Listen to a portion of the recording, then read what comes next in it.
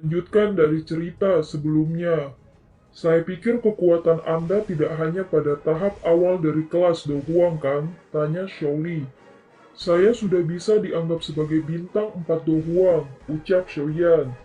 Kecepatan latihanmu benar-benar bisa mempermalukan orang lain sampai mati, ucap Xiaoli. Kakak kedua saat ini berada di puncak kelas Do Huang kan? Kecepatan latihan Anda juga cukup cepat. Selama Anda dapat melakukan terobosan ke Do Huang di waktu yang tersisa, pil pemakan kehidupan dapat dianggap telah diatasi, ucap Xiaoyan. Ya, tapi itu semua berkat menara pemurnian kilangit berkobar di Akademi Dalam. Saya sering menuju ke tingkat bawah untuk berlatih selama 2 tahun. Di sana kecepatan latihan saya jauh lebih cepat jika dibandingkan dengan di luar. Sayangnya Valen Heart Flame telah habis, ucap Xiaoli. Kakak kedua tidak perlu pergi dan berlatih di sana lagi di masa depan, ucap Xiaoyan. Nyala api yang tidak terlihat Valen Heart menempel di jari Xiaoyan. Segera ditekan untuk menempel ke kulit luar Xiaoli. Tetesan keringat dengan cepat mengalir di dahi Xiaoli, namun dia tidak melawan sedikit pun. Sebaliknya dia dengan erat menempelkan tinjunya dan dengan paksa menahan rasa sakit yang membakar. Dia tahu bahwa Xiaoyan pasti tidak akan melakukan sesuatu yang tidak menguntungkannya. Nyala api tak terlihat itu bertahan sesaat sebelum anehnya menembus kulit Xiaoli dan memasuki tubuhnya. Gambar api muncul di dada Xiaoli berada. Ini adalah benih api yang telah aku tempatkan di tubuhmu menggunakan Valen Heart. Jika Anda menggunakan Douki untuk mengaktifkannya saat berlatih di masa depan, Anda akan memperoleh efek yang lebih besar daripada di bagian bawah menara pemurnian kilangit berkobar. Benih Valen Heart ini bisa dipelihara sampai 2 tahun. Selama waktu itu, kemungkinan Anda akan menerobos ke kelas Do Huang, ucap Xiaoyan. Anak kecil, kamu sekarang memiliki lebih banyak taktik, ucap Xiaoli. Seorang penatua gerbang show tiba-tiba memasuki halaman. Dia buru-buru melaporkan dengan suara hormat ketika dia melihat mereka berdua. Dua kepala suku, penatua pertama Sukian meminta kalian berdua untuk bergegas ke halaman depan. Dia mengatakan bahwa Old Yingsan akan meninggalkan kota, ucap penatua Xiao.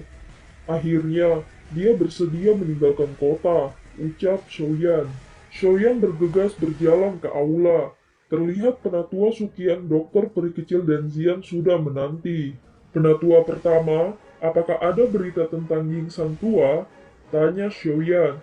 Menurut informasi yang diterima sebelumnya, sepertinya Ying Sang tua telah meninggalkan kota. Namun ada yang aneh. Orang tua ini tidak melakukan apapun untuk menyembunyikan jejaknya. Dia berjalan keluar dari gerbang timur di mana jumlah orang terbanyak. Saat ini kemungkinan cukup banyak faksi di dalam kota Kaisar Hitam telah menerima informasi ini, ucap Sukian. Jangan bilang itu umpan dan bukan dirinya yang sebenarnya, tanya Xiaoli. Tidak ada kekurangan ahli di antara orang-orang yang mengamati. Jika mereka bisa melihat sosok Old Yingsan dari jauh, mereka akan merasa terkejut jika itu adalah pengganti. Tidak mungkin bagi Old Yingsan untuk pergi dan mencari elit lain Douzong kan, ucap Sukian. Jangan bilang dia memang berniat untuk berurusan dengan banyak faksi, ucap Xiaoyan. Mengingat karakter orang tua yang merajalela, ganas brutal saat itu, kita tidak bisa menghilangkan pemikiran ini, ucap Sukian. Jika ini benar-benar masalahnya, bukankah dia akan terlihat sedikit terlalu arogan? Old Yinsan secara alami menyadari bahwa dia bukan satu-satunya elit Douzong di tempat pelelangan. Bagaimana mungkin baginya untuk mengabaikan para ahli yang satu kelas dengannya? Apakah lembah api iblis itu memiliki aktivitas? Tanya Xiaoyan. Mereka juga mengetahui berita tentang Old Yingsan meninggalkan kota. Saat ini mereka mengikuti jarak pendek di belakangnya. Dari kelihatannya, mereka tidak merencanakan serangan langsung, ucap Sukian. Kalau begitu kita juga harus bertindak. Tidak ada gunanya membuat tebakan acak di tempat ini. Kita harus mengikuti di belakang Old Yingsan dan melihat apa yang dia rencanakan. Dari cara saya melihat, dia pasti tidak akan menyerahkan sesuatu yang berharga seperti air liur transformasi tubuh Bodhisattva. Bagaimanapun dia cukup percaya diri dengan kekuatannya, ucap Xiaoyan. Ya, saya tahu, ucap mereka. Tidak ada yang menolak saran Shoyan. Orang-orang dari gerbang Shio dan Akademi Dalam mulai mengemasi semuanya di bawah perintah Shaoli dan penatua pertama Sukian. Setelah itu mereka diam-diam meninggalkan kompleks ini dari belakang. Mereka dengan cepat keluar dari kota Kaisar Hitam dan mengikuti jalan yang telah diambil Old Lingsan. Tidak lama setelah kelompok Shoyan meninggalkan kota Kaisar Hitam, berita kepergian mereka dengan cepat ditransmisikan ke Sekte Kaisar Hitam. Tidak terduga bahwa Yan Xio ini benar-benar berkumpul dengan kelompok gerbang Xio. Ini agak merepotkan. Bukankah pihak mereka akan memiliki dua elit Douzong? Ucap Kisan. Apa yang harus kita lakukan sekarang? Saat ini kekuatan mereka bahkan lebih besar setelah bergandengan tangan. Kita bisa melupakan tentang mendapatkan pil pemecah zong itu, ucap Moya. Dua Douzong bahkan saya tidak akan berani bertindak. Mereka jelas menargetkan Old Jingsan. Namun orang tua ini juga bukan orang biasa. Tidak akan mudah untuk mendapatkan air liur transformasi tubuh bodhisattva darinya, ucap Mo Xingtian. Pemimpin sekte, sepertinya ada yang salah dengan Old Jingsan. Mengingat karakternya yang begitu berhati-hati, tidak mungkin baginya untuk meninggalkan kota dengan cara yang begitu mencolok. Dia juga harus tahu bahwa ada banyak ahli yang menunggunya di luar kota. Ucap Kisan. Orang tua ini juga berhati-hati dan licik. Secara alami tidak mungkin baginya untuk melakukan hal seperti itu. Ucap Mo Xingtian. Apakah pemimpin sekte tahu apa yang direncanakan orang tua itu? Tanya Kisan. Kamu secara alami akan tahu jika saatnya tiba. Air liur transformasi tubuh bodhisattva bukanlah sesuatu yang kita keluarkan begitu saja. Sekarang kita hanya akan melihat faksi-faksi ini terjerat dalam pertempuran berdarah dengan Old Jingsan. Semakin banyak orang yang mati semakin baik, ucap Mo Xingtian. Sin beralih. Kelompok Soyan melihat ke bawah ke jalan utama di dalam hutan dari sebuah bukit kecil. Soyan menatap punggung tua Yingsan dan berkata, orang tua ini sebenarnya tidak sedikit cemas. Dengan berjalan sangat lambat, apakah dia tidak semakin menarik pihak lain? Ucap Shoyan. Cukup banyak ahli yang kuat telah dikirim dari lembah api iblis kali ini. Sangat sulit untuk menemukan mereka jika mereka bersembunyi di hutan pegunungan ini. Ucap Sukian sambil berbisik.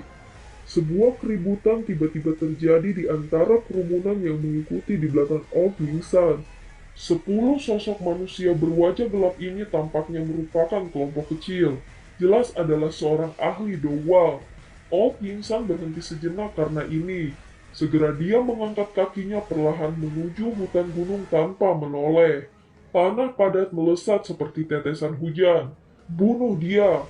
Dengan air liur transformasi tubuh bodhisattva, saya akan dapat menemukan hati bodhisattva. Pada saat itu saya akan menjadi elit Douseng.